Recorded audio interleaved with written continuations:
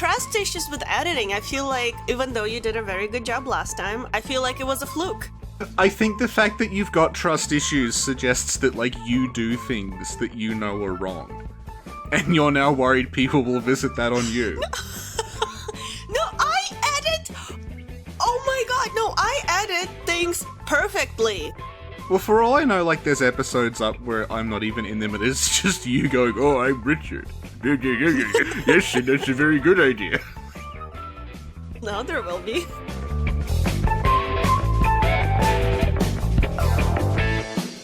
Okay, so Richie. Yes. Tell us why we're here today. Well, I was looking at how, like, Disney are remaking all of their animated movies as animated movies with live-action backgrounds. Mm-hmm. And I thought, we should look at an anime to live-action adaptation. And I thought we could do the Guyver, because that was made into a live-action movie. And then I thought, no, we'll do Guyver 2, because that's got David Hayter in it. And that's someone you're kind of familiar with because we've talked about Death Stranding, a game he is not in. Excuse me, there's an archaeological dig going on near here. Do you know where it is? Customer waiting. You gonna buy something? And this is one of his first roles, and he is on screen the whole time. It is not just his voice. He had more roles after this? Yeah, he was Solid Snake. Well, I mean, like, on-screen face roles. He was in an episode of Major Dad, but that might have come before this. Allow me to introduce my son, Misha. A pleasure, young man. I am most proud to be here. What a delicious meal. He means how do you do. I'm glad he followed his true talent, which was voice acting. Yeah, because I mean, face acting is not really his thing.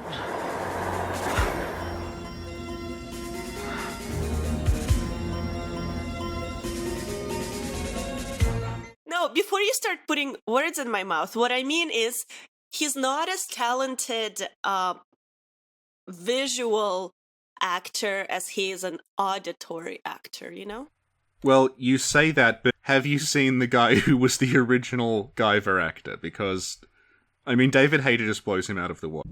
It is no longer mine to give. I am the Guyver. Well, I actually wanted to ask you about that. Because I went on IMDb and I read the review for Guyver 2. Yeah. And you know how usually the first review is reflective of the truth, much more than like the general rating? I guess, yeah. I spent a lot of time on IMDb, I know, okay? And so the most useful review for Guyver 2 says, Guyver 2 is a major improvement from the first one starring Mark Hamill. Guyver stars David Hayter, who has to fight off these monsters called zoanoids in order to save mankind. Guyver 2 keeps you glued to your seat for a good 2 hours with tons of actions. I give this movie a 9 out of 10. Written by David Hayter. If you think about seeing this first Guyver, don't bother with that crap. See this one instead. It's so much better. So that makes me wonder, how bad was the first one? Something that review that you read out kind of highlighted is they had the original Guyver starring Mark Hamill. Mm-hmm.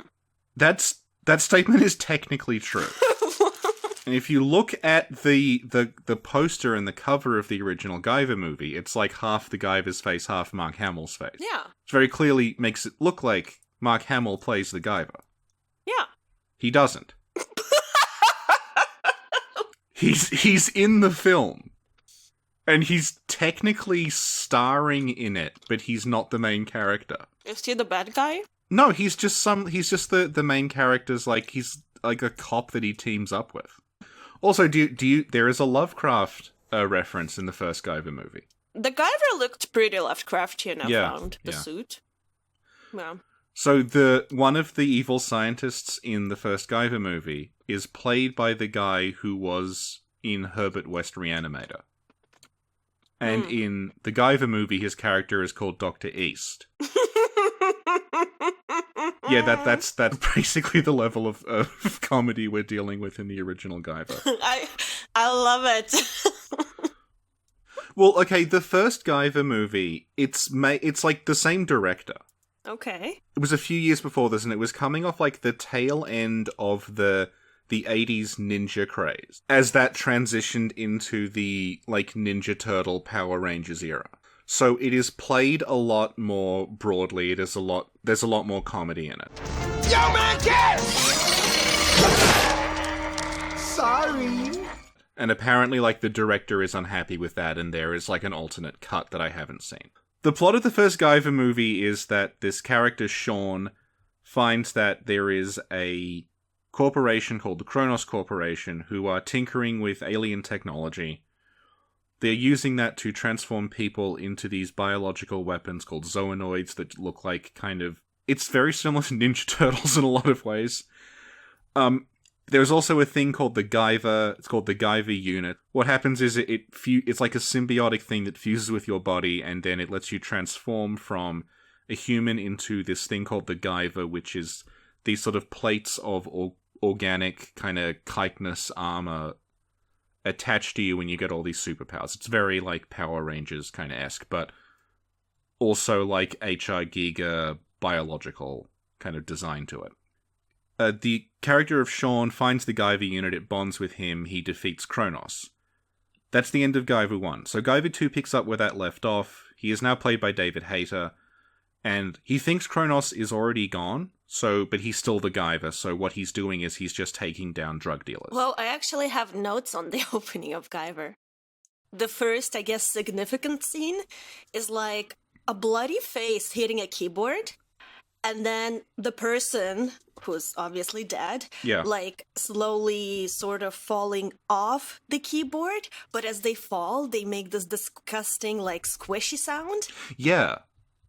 And I was like, ew. But then, behind them, there's this bad guy who stands there in his, like, oversized jacket, being like, damn, hurry up, find that shit.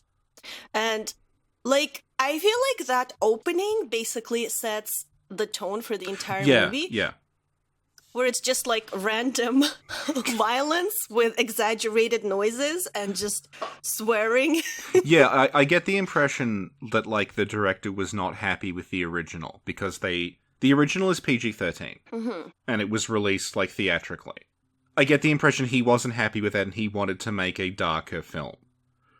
And because Guyver 2 I think it got like a very limited cinematic release in Japan, but nowhere else.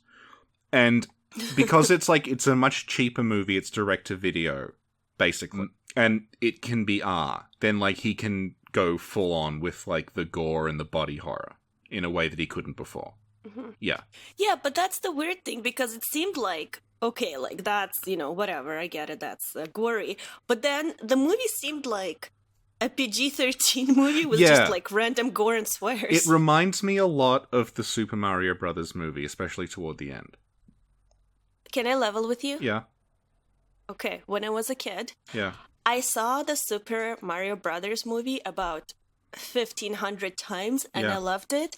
I don't remember any of it other than the king is the web or something, which was the significant plot twist. Yeah, that's what I was thinking of. Because the central kind of, like, spaceship design in Guyver, there is this huge web of, like, fungus and sort of, like, sinew. That made me think of Mario. It has similar energy. Yeah. Yeah. But other than that, I don't know anything about the movie. I just remember loving it. But as an adult, with the internet, I read a lot of things about it, and apparently it wasn't very good. Well, no, it's having a renaissance. Oh, yeah? Yeah. Oh. We should cover it, too. All right. Oh, and another thing, okay, I think I may have seen this movie when I was younger, Yeah. the Guyver 2. Yeah. Because when the bad guy is explaining his, like, evil plan, when he's like, these are Barbies, but actually it's plastic melted with cocaine, and then we can ship it and melt it back to cocaine. Yeah. I had a flashback, like, I heard this stupid crap before. I think I may have seen this. See, I saw this as, like, a teenager. But I could not ever find the first one. So, like, I only saw the first Guyver movie, like, I think on YouTube. That was the first time I ever saw it. Mm-hmm. But I had, there was, like, we didn't say the word weeb then. But there was a weeb store in Melbourne I would go to. It was just this weird sort of cramped, like, alcove that had all this anime shit in it. And that sold, for some reason, Guyver 2 posters. So I bought all these Guyver 2 posters and actually put them in my locker at school. So for several years, Aw, my locker was like the weird kind of rhino monster from this. that's cool. It was that and some Final Fantasy VII key rings, which I bought from the same place. Have you seen the Guyver anime? Well, when I was a kid, I feel like I have. Yeah, I saw it when I was like 11 or 12. Mm-hmm. Yeah. Maybe we should cover it next. Well, I remember Yeah. liking it and then going back and watching it and getting to this point where the hero was trying to convince the editor of a newspaper that he was the Guyver. The guy didn't believe him, so he turns into the Guyver in the middle of this guy's office. Uh-huh. And then it cuts to the villain.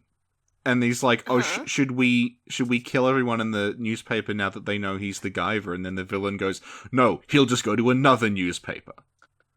And just that scene just made me think, "What the fuck is this?" No, that's actually...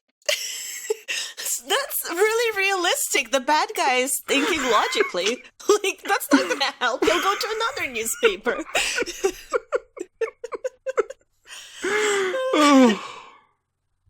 Yeah, there've been like it started off as a manga. There was like I think it was a 12-episode OVA series in the 90s.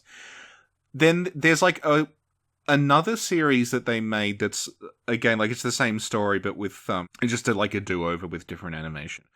But there's also like a weird like a standalone movie that you can find on YouTube that's like it just takes the concept and does a different story with it. Like, it's not an adaptation of the manga at all. Mm-hmm. And there's like a female Guyver in it and stuff, and it's sort of like... Yeah, it's like an interesting little thing that exists. Mm-hmm. Have you seen Venom? Back to the Guyver. No, Richie, this is a Okay. Guyver podcast. Yeah, I but have not seen Venom, no. Venom is very similar to this, but in Venom, Venom is like Galaxy Brain. Venom transcends the concept of good and bad.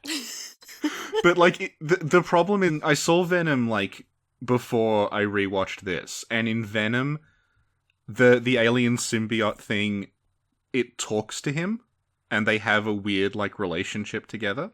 Mm-hmm. So watching this, I'm just like, I feel like that's missing. I think the Guyver unit should have talked to him.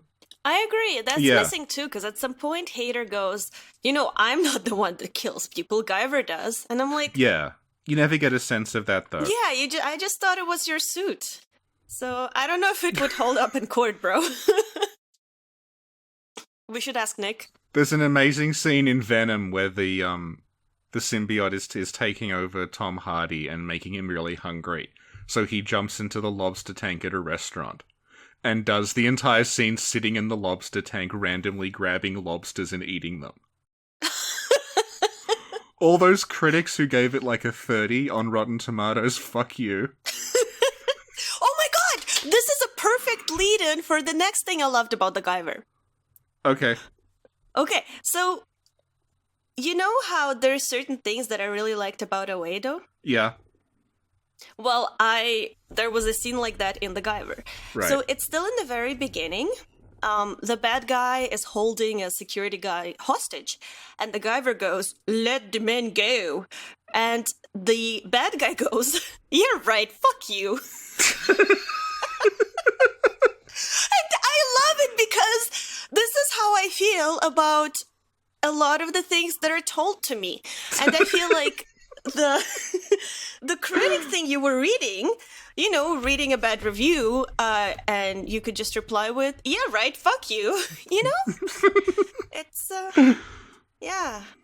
One thing I really appreciated about the beginning of it is that when Sean/David Hayter learns that Kronos is active again, it's not because he sees it on the news, but it's not on it's not a breathless news report like another movie would do. He sees it on this like shitty tabloid thing that's the equivalent of like Ancient Aliens. That like, and it's talked about as like this mysterious cave it's found. It's interviewing these people who are like, "I saw a werewolf." And it changed. Yeah, it was right before my eyes. It was a man. And then it was this thing. with teeth and claws. Yeah. And I just like that attention to detail that, like, that is the sort of show that would report that. If it were on... Yeah. I feel like another movie, it would have actually been a news report taken seriously by journalists, but in this, it's just like this pile of crap that's on at like 2 a.m. in the morning. Next up, more Elvis sightings. Yeah, I noticed that too, and I really liked the part about that where they're like, and we have a drawing from a witness, and it's like a really badly drawn dinosaur or something. It looked like something out of a parody movie. Yeah, and the thing is, like, that does kind of work with the Guyver mythos, because what they do in the Guyver is they say that, no, these zoanoids, these people that can transform between human and monster, have always been around. And that's why we have legends about werewolves and vampires. Because they're just people seeing those things. So, when he's like, we were attacked by a werewolf, in the Guyver universe, all the werewolves were zoanoids already. Yeah. Yeah. So it did have some clever things going on. Appreciated that. Yeah. The first movie set in Los Angeles, which I suspect was Vancouver. I can't... I mean, you can do a comparison if you want. This one is set in Utah. Yeah, and he's looking out for this archaeological site, right? Yeah. And then in a random dépanneur, he encounters a girl. Yep. And turns out she works for the site. Yep. And he's like, well, I actually appreciated that part because he was very honest and genuine. He's like, I gotta go see the site because these are the things I see in my dreams and write them down. And then he shows her a bunch of drawings. And like a normal person would not necessarily be that, an average person would not be that honest because it would sound a little, bizarre. Yeah, but he was like, no, I know how it sounds, but I see this in my dream and I write it down. Yeah. Yeah. And then she just shows him. Well, no, actually, Richie, you got that wrong. At first, she gets really freaked out, and then she's like, I gotta go. And so she drives off. Yeah. And he's like, but no, I gotta go to the site. But then she comes back. That's a brilliant David Hayter impression. No, I gotta go to the site. Appreciate it. Yeah, but then she comes back and she's like, okay, I'll take you to the site. Yeah. Why do you think that is? Why do you think she came back? I think because she knows there's a bunch of weird shit going on. I appreciate that everyone in this movie is very direct. There's not a lot of, like, time wasted with people saying, I don't know what you mean about monsters. There's no monsters here. They're just like, yeah, straight up, there's some fucking werewolf problem. Can you do something about this? We'd be very grateful. Oh, you can turn into a giant bug man with blades on your arms? That's good. If you could just help us deal with, like, the monsters, that'd be sweet. That's like 20 minutes in. It's like, good. Very efficient storytelling.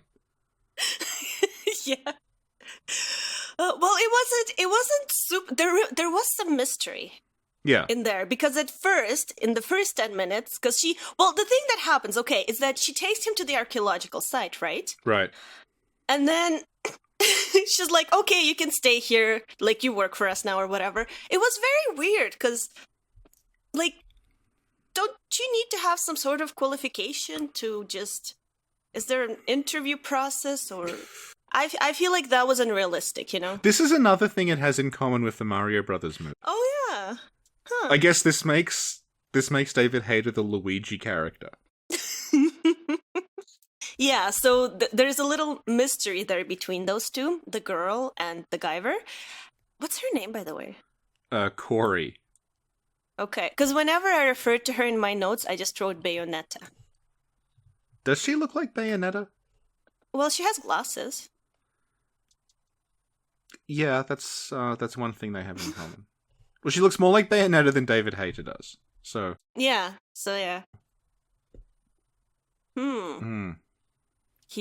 Maybe if he wore glasses.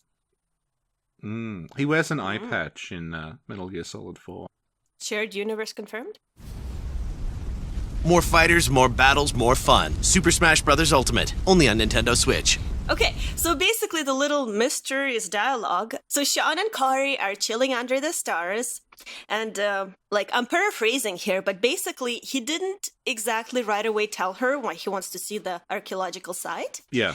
And she's like, I can't figure it out. Why is the site so important to you? Don't I deserve an explanation? Yeah. And he's like, I can't tell you, but I need to stay. And she's like, but why? And he's like, because I can't be anywhere else. I really appreciated that. It was kind of romantic. That's a much better David Hayter. Thank you. But yeah, I thought that was kind of like cheesy, but also like, aw, that's so cute. So yeah, they're at the archaeological site, and there's a werewolf attack. Yeah, they think it's a bear as well. There's some strange large animal is attacking the people at the camp, but it is in fact a zoanoid. Right. Because the zoanoid survive. Oh yeah. One thing he does is he finds that there's a skull at the archaeological site that matches exactly the skull of the villain from the first Guyver movie. So he's like, okay, like the same kind of creature exists here. Maybe we should elaborate on the bad guys, because the girl and her father are like they're like archaeologists and they work together, and she's like, we tried to uncover the weird stuff, like crop circles and whatever else. But the guy who gave them funding is actually a zoanoid. Yeah. Yeah, imagine the villain of the movie also has superpowers and will have to fight the hero. Yeah, but we don't know this until the very end. No, I think we do know it. They just choose not to reveal it until the end. Yeah. Yeah. But who plays the bad guy? He was so like, I don't want to be mean. The villain was played by Bruno Patrick. He's in 2 movies after this. One was a short in which he played Killer. And then 4 years after that, he was in another movie where he played Victim. So the entire range, really. It was like he was just talking. Like, if I were to act in a movie, I feel like I would do probably worse job than him, but, would be both pretty bad.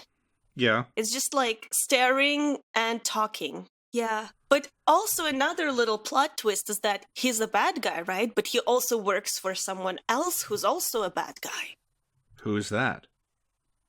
I don't remember. He talks to him on the TV. Ah. And the reason I bring it up is because the boss of the bad guy reminded me of this. I'll show you a picture.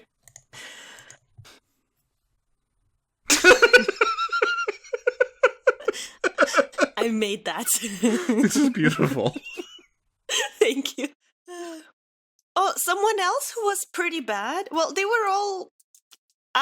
I feel bad, because I actually like, bad movies, so I appreciated this very much. But the person who played Corey's father... Yeah.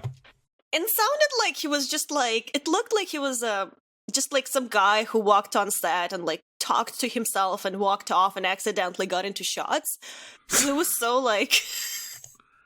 But what about the very moving scene in which it's revealed he's actually a prawn? Yeah. Yeah. That whole thing was... Because, spoilers, he is also a zoanoid. Yeah. And he's one of the stupider looking ones, in that he's a man in a rubber suit but with the head of a prawn. Yeah, he looks like that guy from Futurama a little bit. Yeah, Zoidberg. Yeah. Yeah, he is Zoidberg. Was it explained why is he also... Well, I've just learned that there's a director's cut of this that's half an hour longer, so it's possible it's explained in that. Okay. Okay. Yeah. One of the things about the original Guyver series is that, like, they go into why you might be shitty if you were a zoanoid. Because the idea is humans can become zoanoids, but once they give... You basically prime a human to become a zoanoid, and then the form they take is based on how you prime them. Right. Okay. So, but what happens is zoanoid technology is always being worked on, and you can only be primed once. So one of the things that happens a lot in Guyver is that there'll be like a guy who becomes a zoanoid to do something, but then later on it's like, oh, we've got the Mark II version now, we don't need you anymore. So they just get rid of them. And it's like, that's it. Like you can't do anything else now. Because your zoanoid form is now, like, superseded. Mm-hmm. So you've gone through this thing and you've had your body altered, but now, like, the alterations aren't actually beneficial anymore. So they literally, like, dispose of them. Like, they kill their own underlings because they're of, like... You know, it's kind of like a video game. Like, okay, you're not optimal anymore, so we don't need you. Mm-hmm. But that's not really a thing in this. Yeah. Yeah. So at some point, they dig up what's in the site, and they figure out that it's an alien ship. Yeah, these are the ships that the aliens that created zoanoids and Guyvers came to Earth in. Mm-hmm. Can you elaborate a little on that? Well, hang on. According to the... I'm trying to remember the Manga UK intro. What happened is, at the dawn of creation, the gods arrived on Earth. Now, we shall know their awful legacy and how it affects mankind. And then the awesome Guyver Daniel music starts playing.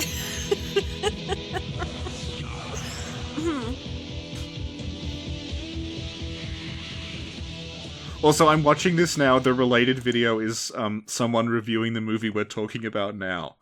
And they have 151,000 views. I think this is going to be redundant. But yeah, that ship thing is pretty much identical to the design in the manga and the anime. Like, it's very, very close. You can tell they're making a big deal in this of trying to be a lot more faithful to the source than the original was. Mm-hmm. Yeah. And you know, when they discovered the ship, I noticed a change in Corey's, I guess, acting or Corey's character. Yeah. Because from that point on, I guess the character is going through a lot of emotion, right? Because, like, her sight is being taken away from her. Her dreams are being shattered. Also, she's being chased by monsters for the next half an hour. And her father is a prawn. Her father is a prawn. So, like, but... You know, so I guess it's like fear, anger, sadness, whatever. Yeah. But instead, like, she mostly expresses, like, whining and screaming. Yeah. And she turns into that, you know, like this really annoying anime character. So she was okay till now, but... It reminded me a lot of Sailor Moon, when she just finds out she's Sailor Moon. Yeah. And she's very clumsy, and she screams a lot, and she's confused. That's neither here nor there, I just wanted to tell you. No, and do you think that that's, like, the character progression? Or do you think that, like, that's the order they were shot in? And she had some more ideas? I don't know. But one thing that she did really well, you know that scene where she's in the mountain or the forest and she's screaming for the Guyver and then he's screaming back, and it's just like weird because it's a pretty big forest. I don't know how you guys would hear each other. Yeah. But at some point she's running away from the monsters, and in one of the shots she looks back. Yeah. And I show you. I thought it was pretty cool because she looked exactly like those damsels in distress on, like, vintage posters or whatever. Yeah. I actually really appreciated that. Yeah. Yeah, and the one of the zoanoids looks a lot like the creature from the Black Lagoon. Yeah. Yeah. And they that seem to poster be is going actually from the Black Lagoon. Yeah, they seem to be going for, like, something between the zoanoid designs from the original and, like, a Universal Studios horror monster kind of deal. Mm-hmm. Yeah. In the manga, there's a zoanoid rock band. Oh, that's so cute. They try to make zoanoids, like, a cool thing that kids like. Yeah. This is what I want, like, more series to do. Because once Kronos are outed, they're like, well, we're gonna have to, like, be down with the kids somehow. This is the equivalent of, like the Wendy's Twitter being, like, ironic and snarky. I love it! I really do. Okay, so, you know, toward the end of the movie, how basically the good guys win? Yeah. And, one of the characters is a cop that's on site. Like, he's investigating the weird stuff that's going on, and he's with the government. Yeah. He's the replacement Mark Hamill. Oh, okay. There we go. So, basically, at the end, when the cop and Guyver and the girl and her father, they, like, beat up the zoanoids, Yeah. One of the zoanoids is like a lady who worked for the Yeah. bad guy. Yeah. Yeah. So I think she transformed into a zoonoid and Yeah. tried to kill the cop, but he basically defeated her. Yeah. I think she got electrocuted by a fence or something. Yeah, he shoots her Well, into no, the... we yeah. get there, Richie. It's I Okay. have to tell you the emotions I experienced as I watched Okay. this scene. Okay. So it's very important. So basically, she's like crawling on the ground, right? Because she's like done. She has no Yeah. more energy. She's been defeated. Yeah. And so like she grabs his foot in the last attempt to like do something, but you can tell she can't do any damage. She's like burned. She's tired. And so in my head, I'm like, okay, well, she's a monster who killed people, but the cop will let her live because he's a good guy. You know, he's better than that. And she's like, she's half dead. You can't just like, you know, it would feel like not right. And Yeah. I also sort of had a vision of the cop saying something cheesy like, well, you have the right to remain silent. You know, like, okay. So that's how I pictured it in my head. But instead, Yeah. what happens is the cop takes out his gun, shoots her twice, and then goes, bitch.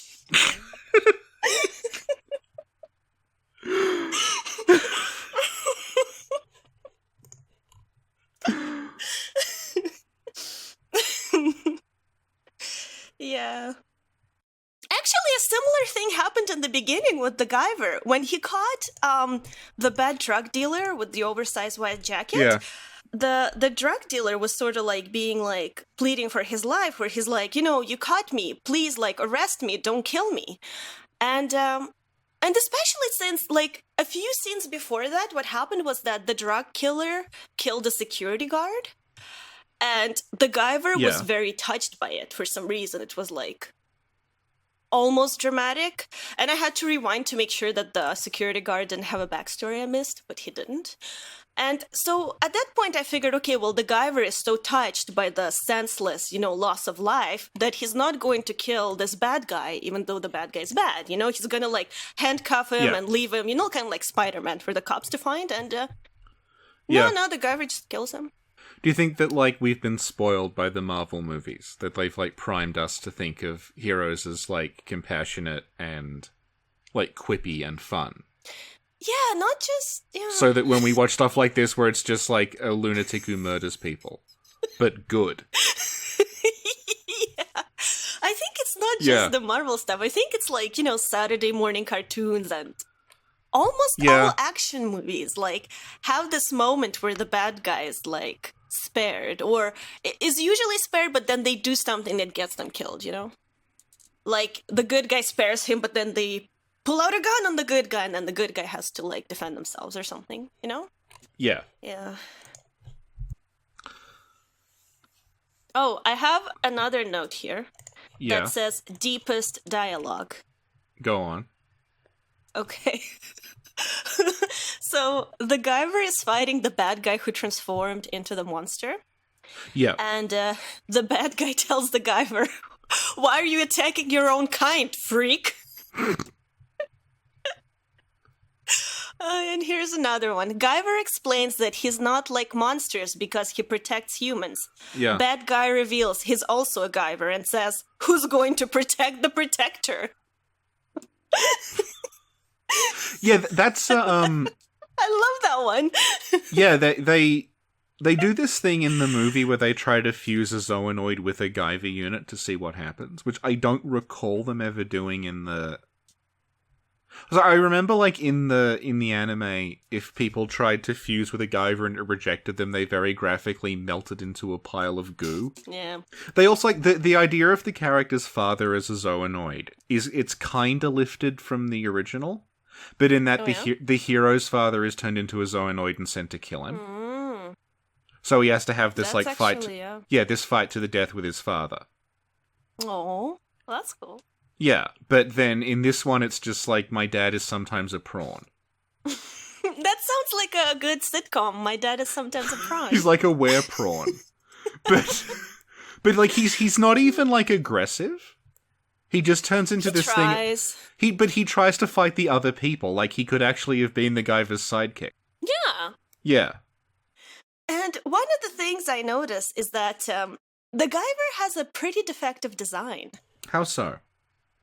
Well, at the end, the Guyver hits the bad Guyver in the weak spot, which is in the middle of the forehead and is unprotected.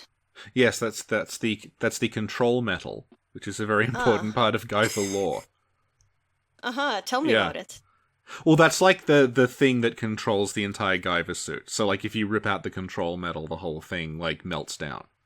Yeah, so I feel like it should be somewhere, like, more obscure? I don't know. Like, somewhere where you can't just, like, reach out and pull it out or punch someone in the forehead and kill him. Well, the other thing about the Guyver is that the Guyver suit is, like, technically stored inside his body, but it's, like, it's under these two massive cysts on his back. Yeah. Yeah. That if like, you don't know that and you just come into this movie, that must be really odd to see that just the hero has, like, two massive, like, orbs on his back that keep pulsing on and off. Like, he's got two massive zits that then burst into a suit. Yeah, Richie, I'll level with you. Okay. There was a scene during the movie in the beginning where David Hayter is, like, near the ship, and the ship is trying to communicate with him, and he's having, like, a sleepless, sweaty night. And then they zoom in on something that's pulsating. I at first I was like, is that an extra pair of nipples I'm looking at? Because I wasn't sure.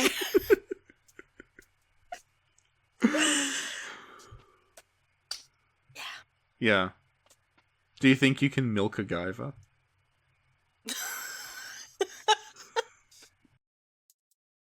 I don't even know what to say to that. Oh no, hang on. I guess. No. But I tell you how you can milk a Guyver. Okay. Okay, so you probably can't do it manually, but they sell those milk pumps. Right. That's how you milk them. Go on. Okay. You didn't mention that they had cavemen in pods in the ship. What? You know, in the ship, the alien ship, because Prometheus style, they came to Earth in the distant past. They had cavemen in these, like, kind of egg sac things that they've been experimenting on. Yeah. Yeah. But wait, does it mean humanity descended from the aliens? Or?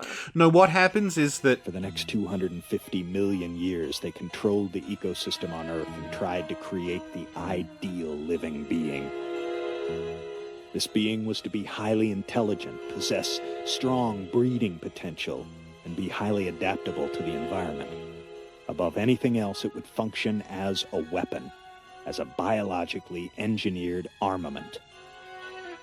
Through trial and error, a basic model was perfected after millennia of experimentation.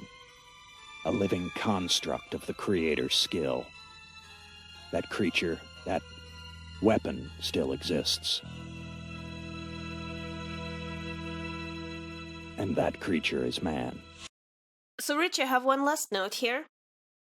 It says, throughout the entire movie, there is a lot of clumsy fight choreography. Arms and legs flailing around, people being thrown in the air. Also, a lot of exaggerating sound effects.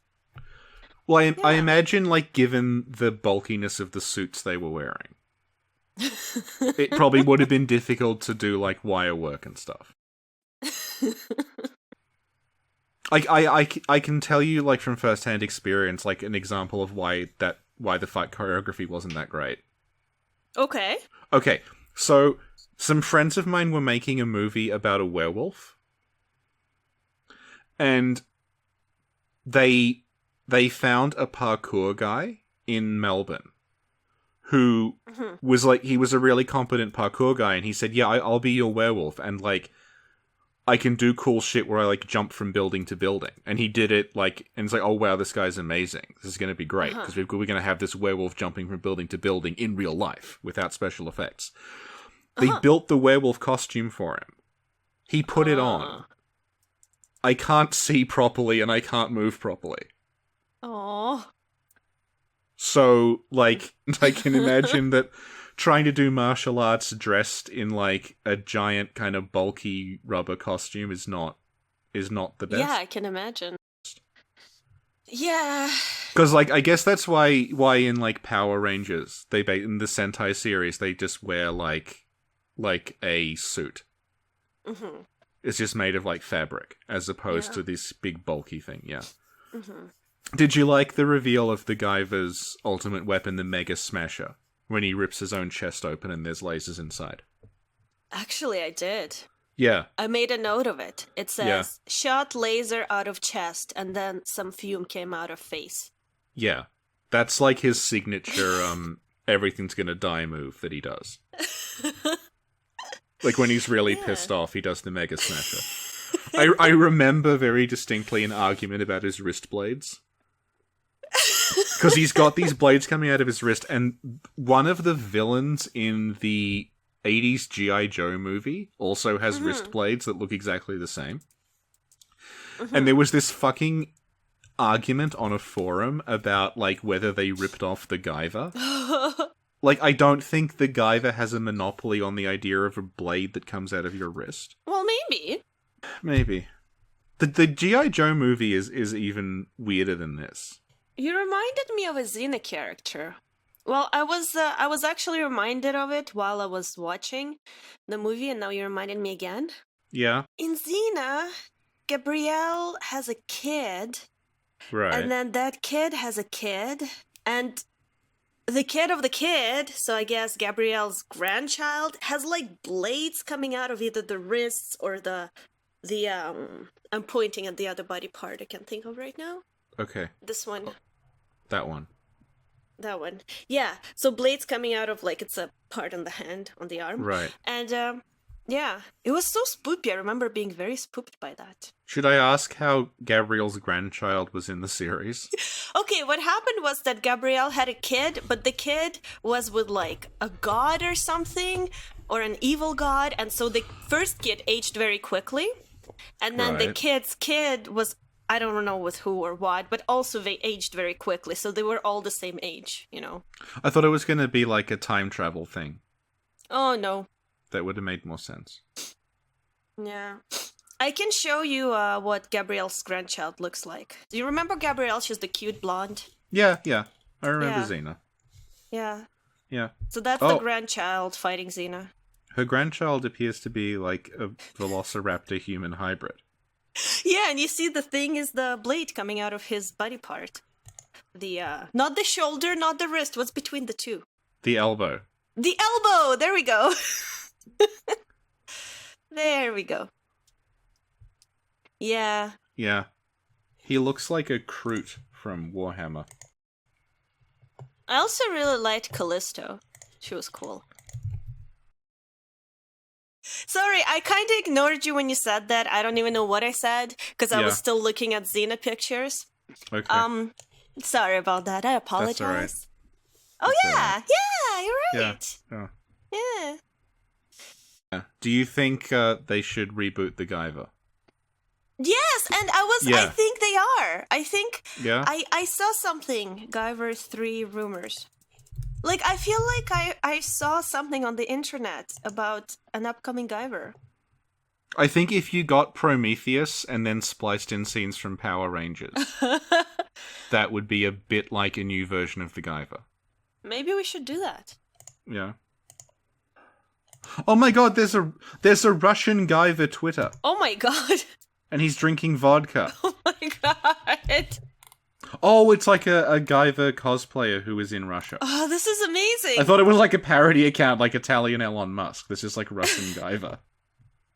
We'll link him in the description too. He looks cool. I'll follow him too. Do you think if the Kronos Corporation were real, there would be like an Italian head of Kronos parody account? Maybe. I make you a zoanoid. Do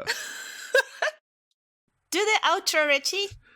That was our discussion of the 1994 David Hayter project, Guyver 2 Dark Hero. Yay. An improvement on the original Guyver, and possibly on the anime, but I would have to watch the anime again. It starred David Hayter, best known for his work in Major Dad. Thank you, Richie. Thank you, Sin. Is there anywhere where people can find us on social media? The channel you're listening to this on now. If you have been sent this outside of YouTube, you can click on the video and it will take you to the channel where this is. What's the channel? Channel is called SinclairLore. If you think, well, I liked this, but I wonder if it could be worse, you can donate on Patreon to get outtakes, even more rambling versions of this, files that are just noises. Yay, thank you, Yay. Richie. Thank you, Sin. But thank you most of all, David Hayter. Elizabeth, what are you doing? Major! Misha, what do you have to say for yourself? What a delicious meal.